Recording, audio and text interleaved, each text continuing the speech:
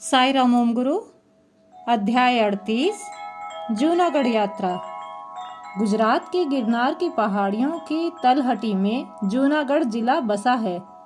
इस प्राचीन शहर से लगभग 60 किलोमीटर की दूरी पर दक्षिण पश्चिम में हरा भरा गिर वन है। 1424 वर्ग किलोमीटर तक फैला गिरवन एक घना अभयारण्य है जो एशियाई शेरों के लिए प्रसिद्ध है। दक्षिण अफ्रीका के अलावा यह विश्व का इकलौता स्थान है जहां शेरों को अपने प्राकृतिक आवास में देखा जा सकता है। यहाँ शेर के अलावा बाघ, तेंदुए, भालू, गीदड़, जंगली गधे, नीलगाय, सांप, चिड़ियाँ आदि पाए जाते हैं। अनेक दुर्लभ प्राणियों को यहाँ सरलता से देखा जा सकता है।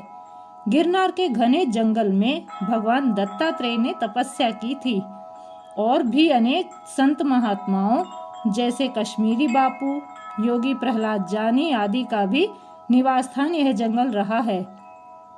दत्तात्रेय।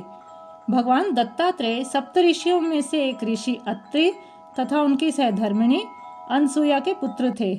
ब्रह्मा, विष्णु, महेश के वरदान से उत्पन्न दत्तात्रेय के 3 सिर व 6 भुजाएं थीं। इस कारण वे त्रिमूर्ति के नाम से भी जाने गए। उनके 2 हाथों में ब्रह्मा जी के कमल तथा कमंडल और 2 हाथों में शिव जी के त्रिशूल तथा डमरू एवं शेष 2 हाथों में विष्णु जी के शंख तथा चक्र पाए जाते हैं। उनके चारों ओर एक गाय और 4 कुत्ते खड़े हुए माने जाते हैं। चारों कुत्ते वेदों के और गाय भूमाता का प्रतीक है। सुप्रसिद्ध पुस्तक अवधूत गीता, जिसमें अद्वैत वेदांत है, उन्हीं को समर्पित है। ऐसे लोकप्रिय गुरु रूपी भगवान दत्तात्रेय ने जूनागढ़ के वन में तपस्या कर उस भूमि को पवित्र किया है। इस बात का प्रमाण उनके पदचिन्हों से मिलता है। अखाड़ा। धर्म स्थापना हेतु आदि शंकराचार्य ने पूरे भारत में 14 अखाड़ों की स्थापना की। अखाड़ा शब्द का अर्थ उस स्थान से होता है जहाँ साधु सन्यासी मंडली में रहते हैं। इन 14 अखाड़ों में से एक जूनागढ़ के वन में है। कश्मीरी बापू। कश्मीरी बापू के आश्रम में महाशिवरात्रि का त्योहार बहुत धूमधाम से मनाया जाता है। एक बार ओम गुरु को भी महाशिवरात्रि के अवसर पर बापू के दर्शनों तथा आशीर्वाद का सौभाग्य प्राप्त हुआ। वास्तव में ओम गुरु लंबे समय से महायोगी कश्मीरी बापू के दर्शनाभिलाषी थे। महाशिवरात्रि के शुभ अवसर पर कश्मीरी बापू के आश्रम में लाखों अघोरी बाबा तथा नागा साधु सम्मिलित होते हैं। उनके द्वारा इस त्योहार को आवेशपूर्ण मनाते हुए देख पाना निश्चय ही एक दुर्लभ दृश्य है। नागा साधु जो पूर्णतया दिगंबर होते हैं, उनके एक हाथ में त्रिशूल व दूसरे में अग्निकुंड होता है।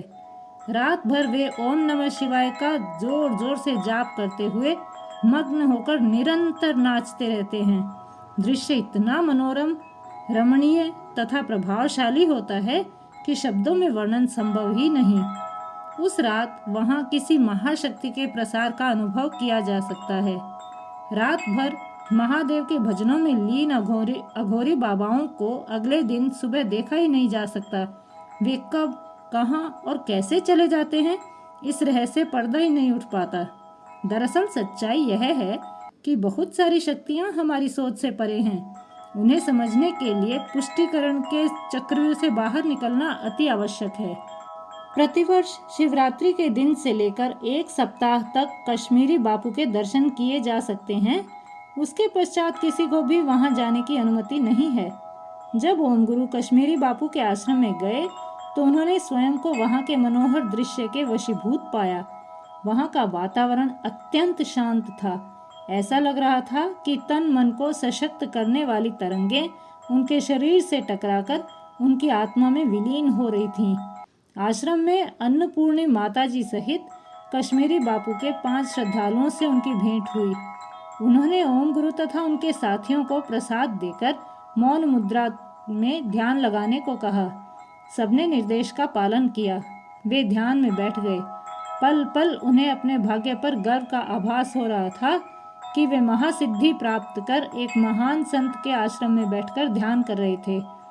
लगभग 2 घंटे बाद कश्मीरी बापू ने आगंतुक साधकों को दूर से दर्शन दिए। इतनी दूरी पर भी उनके मुख का तेज बहुत प्रभावशाली लग रहा था। उनके चेहरे की चमक अंधेरी रात में तड़ित के समान थी। वे ओम गुरु व उनके साथियों के समीप आए।